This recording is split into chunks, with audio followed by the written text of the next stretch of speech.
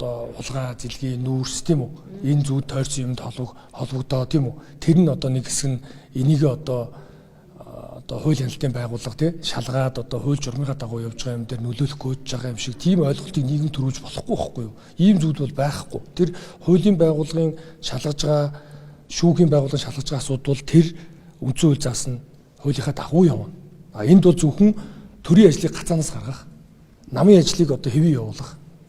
Тийм үү? Энтэй холбоотой юм л ярьж байгаа. Түүнээс хин нэг хүнийг дарга болгох гэдэг юм уу? Хин нэг хүнийг одоо тий өргөмжлөхөд яваад байгаа ийм зүйл байж болохгүй шүү дээ. Энд чинь одоо би зүгээр нэг зүйлийг харин таширнт хэлье. Энэ одоо парламентод олон жил болсон одоо туршлагатай тийм үү? Манай энэ одоо гишүүд олон жил дарга нар хийсэн те энэ хүмүүс маань энэ хууль дөрвөн мөрдөлтөө.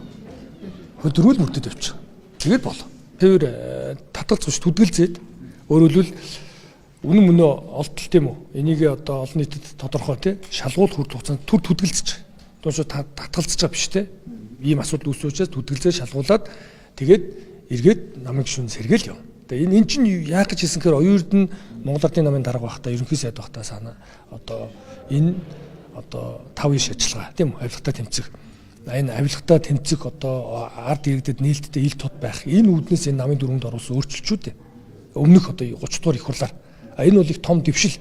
Тэгэхгүй бол ингээд намын ард эсвэл одоо парламентын гишүүний ард ингээд халахвчлаад ямар нэгэн гэмт хэрэгээс одоо цугтаагаад ингээд жирийн иргэнээс илүү их тий одоо давуу байдал үүсгэж байгаа юм шиг ийм байдал одоо гарч ирсэн өмнө тийм жидүүгийн хэрэг гэж гарсан хөгжлийн банкны хэрэг гарсан өмнө шүү дээ. Тийм учраас энээс одоо дахин ийм асуудал гаргахгүй тулд хийсэн энэ дүрмийнхээ заалтыг бүгдээр хэрэгжүүлэх л яваа л та.